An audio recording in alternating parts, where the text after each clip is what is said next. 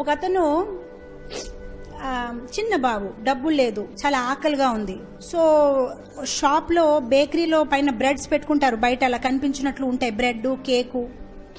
తను ఆకలేసింది కదా, ఆ బ్రెడ్ తీసుకొని పారిపోతూ ఉంటాడనమాట. పారిపోతే ఆ షాప్ కీపర్ కూడా తన వెనక పరిగెత్తి తన్ని పట్టుకొని, నీకు పోలీస్కి అప్పచెప్పంటావా, ఎందుకు ఇలా చేస్తున్నావు, అది ఏం తీసుకున్నావు అని చూస్తున్నారు.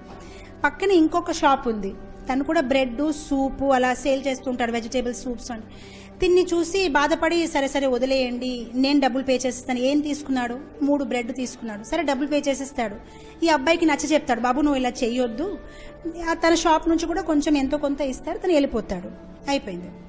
ఇప్పుడు ఈ పర్సన్ తాలూకా నేచర్ చాలా మంచిది. ఎవరు వచ్చినా, ఏ అడిగే వాళ్ళు వచ్చినా, ఏ బెగ్గర్స్ వచ్చినా, ఎవరు వచ్చినా తను ఫుడ్ ఇచ్చేవాడు అనమాట. 30 years తర్వాత, ఇది నిజమైన ఘటన, 30 years తర్వాత తనకి హార్ట్ అటాక్ వచ్చింది.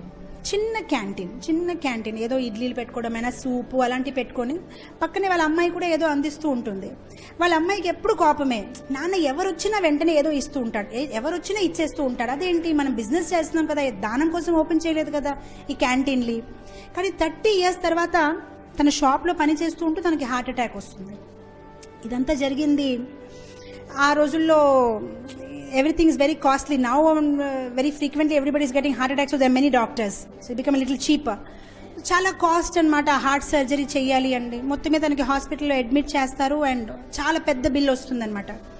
సో ఈ అమ్మాయికి ఇప్పుడు తెలియట్లేదు, ఎందుకంటే చిన్న క్యాంటీన్, అది ఎలా నేను డబ్బుల్ని ఇస్తాను అని. సో మొత్తం మీద ఏడుస్తూ ఉంటే స్ట్రెచర్లో తీసుకువెళ్ళిపోతారు. వాళ్ళ నాన్నగారు ఆపరేషన్ చేసేస్తారు, బయటికి వచ్చేస్తారు. ఈ అమ్మాయి షాక్, ఇంతాక బిల్ ఇచ్చారు, నేను చెప్పాను కదా నా దగ్గర డబ్బులు లేదు, ఏంటి లోపల తీసుకుని వెళ్ళిపోయారు అంటే, అప్పుడు వాళ్ళు ఒక కాగితం ఇస్తారు. ఆ కాగితంలో చూస్తే surgery bill 0, hospital fees 0, accommodation fees 0 and కింద రాస్తారు everything was paid back 30 years before, 3 loaf of bread and 1 glass of vegetable soup. అమ్మాయి షాక్. లోపల డోర్ వెళ్ళి ఓపెన్ చేసి చూస్తే ఆ పర్సన్ డాక్టర్గా తయారయ్యాడు, ఎవరైతే 30 సంవత్సరాల కిందట ఆ 3 pieces of బ్రెడ్ సూపు దొంగిలించాడు. చక్కగా రాశారు, 30 years back you have paid for everything. See, don't worry, nature has its own way, it will repay you back. మనము చాలా పిషనరీగా తయారవుతున్నాం, ఎందుకు ఇవ్వాలి నేను, no, it will come back to you, don't worry, it will come back. Lord has his own way.